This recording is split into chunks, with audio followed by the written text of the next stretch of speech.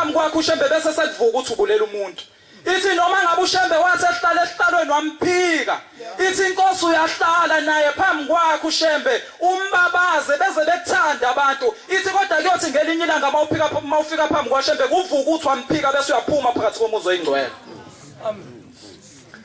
Ithi inkosi ngenye imini ikhuluma kufika umfana enkosini uNyazi Lwezulu ngikhuluma ngayo ke manje inkinga ezibuke yazibona ukuthi inkinga usibo sibelezini la sibela magwaza msibo sopolitiki belinde ikatela ungamla juqize vele jaji anomthelela inhliziyo zethu sithanda president olwethu uNyazi isikhephukhephe singahambe sihambe ngoyini njengobhombela iyafika lensizwe enkosini yamaNazaretha izobika ijabulile ithi baba nkosi ngosuku oluthile ngiyashadelwa ngizocela nkosi ukuba usingathe nkosi umshado wami cela nkosi ukuba ungembathe umshado uhambe kahle.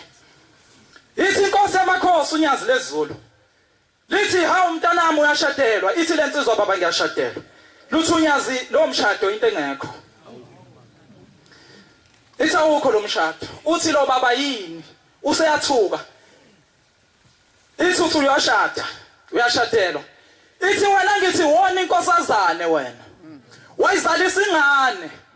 Athi inkosazane yabantu uyaze yafa ibulawe stress sokuthi wena uyonile namhlanje wena sozoshadelwa nenye inkosazane labe izinsizwe ezinhle zenabatsho lezi ngane ezingemuva odadewethu bavelaphi asinaso yini isandla kubona njengoba befaka amaduku amhlophe ngemuva sabahla thina sagida isikotshi bona bangagida kade sigida thina nabo kodwa kade begida futhi kodwa namhlanje abasagidi bafaka amaduku amhlophe awunaso yini isandla kulabo sisi abahleli ngemuva